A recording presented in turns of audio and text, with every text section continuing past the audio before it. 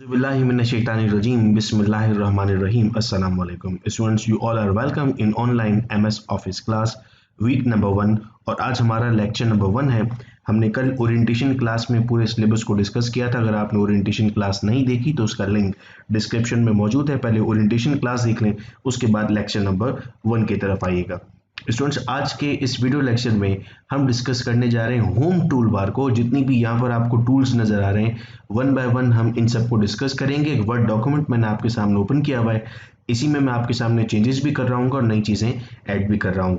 Student, सबसे पहले हम यहाँ पर देख पा रहे हैं लिखा हुआ है कि हमें कौन सा फॉन्ट इस्तेमाल करना है। स्टूडेंट, सपोज करें मैं चाहता हूँ कि जितनी भी मेरे पास यहाँ पर टेक्स्ट लिखा हुआ है, सबसे पहले मैंने इसे सिलेक्ट किया माउस की मदद से और मैं यहाँ पर चला गया। तो मैं जैसे ही इसे स्क्रॉल करता हूं तो मुझे मुख्तलिफ तरह के फॉन्ट नज़र आ रहे हैं, जिसमें टाइम्स न्यू रोमन भी है, आबादी एक्स्ट्रा। आप देख रहे हैं इसकी वजह से जैसे मैं इन पर क्लिक करता जा रहा हूं तो मैं अपने फॉन्ट के शेप को चेंज होता हुआ देख रहा हूं। ये यहाँ से मैं चेंज कर रहा हूं बेटे से। ये देख रहे हैं अल्जेरियन लगाया तो ये आ गया। अगर मैं इस पर क्लिक कर दूंगा तो मेरा जो वर्ड डॉक्यूमेंट का इतना हिस्सा है, सिर्फ इतना हिस्सा, वो इसके साथ आ जाएगा। अगर मैं चाहता हूँ कि हर क्वेश्चन में अलग फॉन्ट के साथ चाहूँ तो वो भी मैं ऐड कर सकता हूँ। फिर इसके बाद बेटे मैं यहाँ से इसका साइज़ इंक्रीज़ कर सकता हूँ। फॉर एग्जांपल मैं इसे 14, 16, 18, 20, मैं जितने साइज़ पे जाऊँ यहाँ से ले जाऊँगा और इसे ओके कर दूंगा। अब अगर स्टूडेंट्स मैं चाहता हूँ कि मैंने जो सेटिंग यहाँ पर कर दी है, ये सेटिंग सेकंड क्वेश्चन पर भी आ जाए खुद ब खुद, मुझे बार बार वहाँ से जाके ना करना पड़े, तो मैं किसी भी एक टुकड़े को यहाँ से सिलेक्ट करूँगा और यहाँ पर जो पेंट का बटन है इसको प्रेस कर दूंगा। अब जैसे ही मैं सेकंड क्वेश्चन पे आता हूँ और जितना हिस्सा मैं सेलेक्ट करूंगा, ये देखिए ऑटोमेटिकली आपके पास इसका जो फॉर्मेट था वो बिल्कुल वैसा ही हो गया। ये पेन टूल कहलाता बेटा। इसका इस्तेमाल करके आप किसी भी फॉर्मेटिंग को कॉपी और पेस्ट कर सकते हैं। सपोज करें आप चाहते हैं ये वाला जो है ये आ जाए, तो उसको आपने सेलेक्ट किया, ये पेंट आपने प्रेस किया और अब आप यहाँ चले गए और आपने जितना हिस्सा सेलेक्ट किया वो तमाम का तमाम हिस्सा उसी तरह पर आपके सामने आ जाएगा। अब अगर आप चाहते हैं कि मैं इसे इटैलिक कर दूं, यहाँ से आप इसको आई प्रेस कर देंगे, इटैलिक हो जाएगा। यहाँ से आप इसे अंडरलाइन कर देंगे और आप इसे हटाना होगा तो आप इसे वापस भी हटा सकते हैं। जितना हिस्से को आप सेलेक्ट करेंगे उतने ही हिस्से पर आपकी फंक्शन ऐड कर रहे होंगे। अक्सर हमने अपनी यूनिवर्सिटी के असाइनमेंट्स में देखा है कि कुछ लाइन्स को कट किया जा रहा होता है। फॉर एग्जाम्पल, अगर मैं चाहता हूँ कि इस हैंडबॉल लिखा हुआ है इसको मैं कट कर दूँ, तो मैंने हैंडबॉल सेलेक्ट किया और यहाँ पर आप देख रहे हैं AB लिखा हुआ है, इस AB को सिलेक्ट कर दिया। जैसे ही मैंने इस AB को सिलेक्ट कर दिया, अगर मैं यहाँ से इसको रेजोल्यूशन बढ़ा के आपको दिखाऊं तो आप देख रहे हैं हैंडबॉल पे कट लगा हुआ आ गया है। अक्सर यूनिवर्सिटी में जब आप असाइनमेंट सबमिट करते हैं तो टीचर्स आपको इस तरह से एडिट करके वापस भेजते हैं। हम ये परेशान रहते हैं कि उन्होंने यहाँ पर इसे एडिट कैसे कर लिया। तो अगर कोई ऑनलाइन एडिटिंग आपको करनी होती है तो आप इस तरह कर सकते हैं। अब सपोज करें 2 जो यहाँ पर लिखा हुआ है, मैंने इसे यहाँ पर रब कर दिया और मैंने यहाँ पर 2 लिख दिया। अब ये जो 2 था इसे S के ऊपर आना था, मैंने इस 2 को यहाँ से सिलेक्ट किया और उसके बाद मैं यहाँ पर गया एक्स स्क्वायर जो ऊपर बना हुआ था। जैसे ही मैंने इसको प्रेस किया तो आप देखें ये ऊपर चला गया। अब अगर मैं चाहता हूँ कि ये इसके नीचे आएगा तो मैंने इसे यहाँ पर सिलेक्ट कर दिया और अब मैं इसे नीचे की तरफ ले आया। ये सिलेक्शन हम अपने माउस की मदद से कर रहे हैं वर्ड्स पर।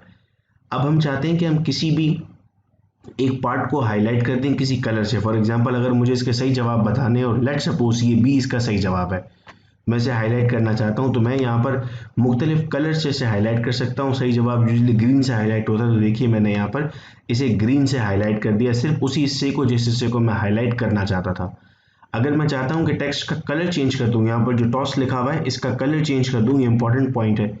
तो अब यहाँ पर मैंने इसे ग्रीन से चेंज कर दिया या रेड से चेंज कर दिया। फॉर एग्जांपल स्टूडेंट्स देखिए इसके कलर चेंज होने में और इसके कलर चेंज होने में फ़र्क है। ये हाईलाइट हो रहा है, जैसे आपके पास बुक्स में हाइलाइटर मौजूद होते हैं, ये आपने हाईलाइट कर दिया और यहाँ पर आपने एक्चुअल में इसका कलर चेंज कर दिया है। ये आपके पास यहाँ पर साइज़ इंक्रीज और साइज़ डिक्रीज करने के लिए टूल मौजूद है। यहाँ से आपने अगर इसको फॉर एग्जाम्पल सेलेक्ट किया और आप यहाँ पर आते हैं तो ये डायरेक्ट साइज़ इंक्रीज कर रहा है। आप देख रहे हैं बराबर में साइज़ बढ़ता जा रहा है और इससे साइज छोटा होता जा रहा है। तो ये आपके पास एक डायरेक्ट टूल मौजूद है जिसको आप यूज कर सकते हैं। इसके बाद स्टूडेंट्स नेक्स्ट हमारे पास, अगर मैं कोई यहाँ पर बुलेट ऐड करना चाहूँ, कोई पॉइंट्स हैं, कोई हम ऐसा नोट्स बना रहे हैं जिसमें हमें लिखना है कि ये फॉलोइंग आर द पॉइंट्स, तो मैं इन तमाम बुलेट्स का इस्तेमाल कर सकता हूँ। तो स्टूडेंट अगर डॉक्यूमेंट के लास्ट में आता हूँ और मैं यहाँ पर लिखता हूँ the following are the key points, और अब मैं चाहता हूँ यहाँ पर मैं कोई बुलेट लगा दूँ, तो मैं यहाँ पर क्लिक करूँगा और मैंने इसको सेलेक्ट कर दिया। तो स्टूडेंट मैं भी यहाँ पर आता हूँ और मैंने यहाँ लिख दिया और अब मैं यहाँ पर अगर लिखता हूँ वेलोसिटी, स्पीड, तो आप देख रहे हैं कि मेरे पास यहाँ पर ये मैंने इमेज लगाई हुई थी, मैं इसे रिमूव भी कर सकता हूँ। हम ये सीखेंगे इमेज किस तरह ऐड करनी होगी। मैं यहाँ पर स्पीड लिख सकता हूँ, डिस्टेंस लिख सकता हूँ, और साथ में ये बने हुए आ रहे हैं जिनको मैंने यहाँ से ऐड किया। अब मैं चाहता हूँ कि सर ये ना बने हुआ है, मुझे नंबरिंग करनी है 1 2 3, तो मैं इसको सिलेक्ट करूंगा। नंबरिंग के हमारे पास मल्टीपल तरीके हो गए, आप इस तरह भी कर सकते हैं, ब्रैकेट के साथ भी कर सकते हैं, रोमन में भी कर सकते हैं, ABC हो सकता है, कैपिटल में, स्मॉल में हो सकता है। ये तमाम के तमाम फॉर्मेट्स आप यहाँ से इस्तेमाल कर सकते हैं और ये ऑटोमेटिकली आना शुरू हो जाते हैं। अगर मैं एंटर करूंगा तो डी खुद ब खुद आ जाएगा। जो MCQs हम जो देख रहे होते हैं टाइप होते हुए, वो इस तरीके से हमारे सामने आ जाते हैं। फिर इसके बाद बेटे अब हम वापस अपने डॉक्यूमेंट के टॉप पर आते हैं, और अगर मैं चाहता हूं कि इसको मैं वापस से पुराने फॉर्मेट पे ले आऊं, तो मैंने यहां से इसको फॉर्मेट कर दिया है, और अब देखिएगा ये उसी फॉन्ट पर आ गया जिस फॉन्ट पर मैं चाहता था। अब यहाँ से इसके दरमियान की जो लाइन स्पेसिंग है मैं उसे चेंज कर सकता हूँ। जब आप डॉक्यूमेंट को फॉर्मेट कर रहे होते हैं, जब आप कोई इंटरनेशनल रिसर्च पेपर सबमिट कर रहे होते हैं, तो उस वक्त आपसे कहा जाता है कि आपको इतना फॉन्ट साइज रखना होगा। तो आप जब यहाँ पर आते हैं तो ये देखिए लाइन के दरमियान का स्पेस है, मैं इसको 1 कर देता हूँ, तो आप देख रहे हैं लाइन्स किस तरह आपस में जुड़ गई हैं। अब मैं इसे अगर दोबारा से स्पेसिंग को इंक्रीज कर देता हूँ यहाँ से और 3 कर देता हूँ, तो आप देख रहे हैं लाइंस के दरमियान फर्क आता जा रहा है। ये फॉर्मेटिंग आपको करनी होती है जितनी आपको फॉर्मेटिंग का बताया जा रहा होता है वहाँ पर। इसके बाद यहाँ से आप एडजस्टमेंट कर रहे होते हैं, ये आपके रूल्स लगे हुए बेटे। यहाँ पर अगर मैं इनको प्रेस कर रहा हूँ तो आप फर्क देखिएगा यहाँ पर क्या होता जा रहा है, वाइड होता जा रहा है और वापस अपनी जगह पर आ रहा है। ये डिपेंड करता है कि आपसे कितनी लाइन स्पेसिंग मांगी है। यहाँ से आप इसको बड़ी आसानी से एडजस्ट कर सकते हैं। फिर इसके बाद अगर आपने कोई टेबल ड्रॉ किया हुआ है, लेट सपोज अगर हम यहाँ पर कोई टेबल देखते हैं, तो हमारे पास ये टेबल यहाँ पर ड्रॉ हुआ है। अब इस टेबल को मैंने यहाँ से सिलेक्ट कर लिया और इसके बाद मैं यहाँ पर आया और मैंने यहाँ पर लिख दिया नो बॉर्डर।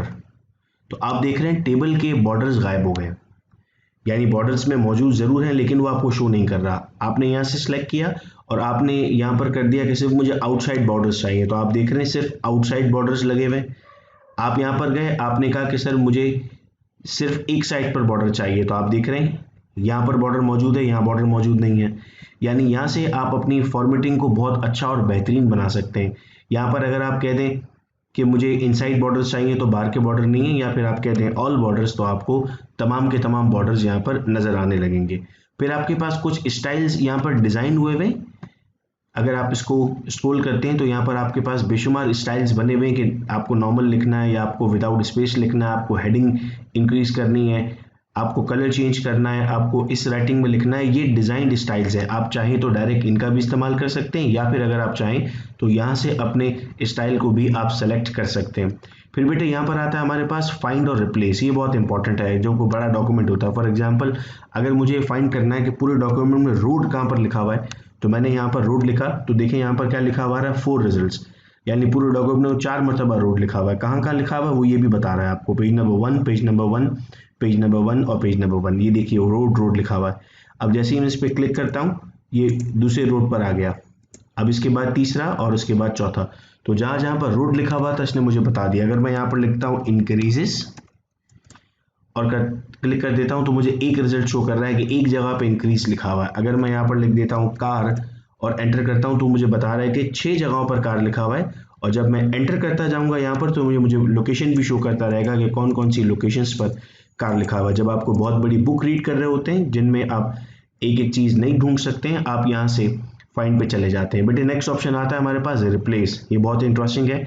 अगर मैं चाहता हूँ कि कार के बजाय मोटरसाइकिल आ जाए, तो मैंने क्या लिख दिया, मैंने लिखा find what car replace with motorcycle और मैंने कर दिया रिप्लेस ऑल। कह रहा है we made 6 replacements, do you want to continue searching from the beginning. आपने यहाँ पर यस कर दिया, all done, we made 6 replacements. तो देखें जहां जहां कार लिखा था अब क्या आ गया, अब यहाँ पर मोटरसाइकिल आ गया है। ठीक है, ये देखिए ये भी मोटरसाइकिल हो गया, ये भी मोटरसाइकिल हो गया, ये भी मोटरसाइकिल हो गया। तो जहां जहां कार लिखा हुआ था इसने किससे रिप्लेस कर दिया, मोटरसाइकिल से रिप्लेस कर दिया। या फिर मैं इसको अगर यूं कर देता हूं कि अब मुझे क्या फाइंड करना है, मोटरसाइकिल फाइंड करना है और मुझे किससे रिप्लेस करना है, कार से रिप्लेस करना है। फिर मैंने रिप्लेस ऑल कर दिया, तो अब आप देखिएगा कि दोबारा आपके पास यहाँ पर कार आ जाता है, यहाँ पर भी कार मौजूद है और यहाँ पर भी कार मौजूद है। इससे आपको फायदा होता है कि अगर आप किसी डॉक्यूमेंट में कोई वर्ड चेंज करना चाहते हैं तो बार बार एक एक वर्ड चेंज नहीं करना पड़ता आपको, अब एक साथ ही इन तमाम वर्ड्स को बड़ी आसानी के साथ चेंज कर सकते हैं। तो ये बेटे बेसिक हमारे पास इस वक्त टूल थी जिसे हम होम टूल का नाम दे रहे होते हैं, और ये हमारा लेक्चर नंबर 1 था। हम एक एक लेक्चर में इसी तरह इन तमाम को टूल्स को डिस्कस कर रहे होंगे और फिर लास्ट में हम जो स्केड्यूल के मुताबिक था हम उसका टेस्ट भी ले रहे होंगे। आज के इस वीडियो लेक्चर की अटेंडेंस आपको मार्क करनी है यूट्यूब चैनल के इसी कमेंट बॉक्स में। याद रहे जो लोग रजिस्टर्ड हैं उन्हें अपनी अटेंडेंस मार्क करना ज़रूरी है। 90% अटेंडेंस होगी तभी वो आगे एग्जाम दे सकेंगे और इस सर्टिफिकेट को हासिल कर सकेंगे। मैं उम्मीद करता हूं कि आपको तमाम बातें समझ में आई थी। अगर इस हिस्से में से कोई भी चीज़ आपको समझ में नहीं आती प्रैक्टिस करने के बाद, तो आप कमेंट बॉक्स में भी सवाल कर सकते हैं या फिर 0333224331 पर मुझसे किसी भी वक्त रब्ता कर सकते हैं। बहुत शुक्रिया इस वीडियो लेक्चर को सुनने का। अपना बहुत ख्याल रखिएगा बच्चों। अल्लाह हाफिज़।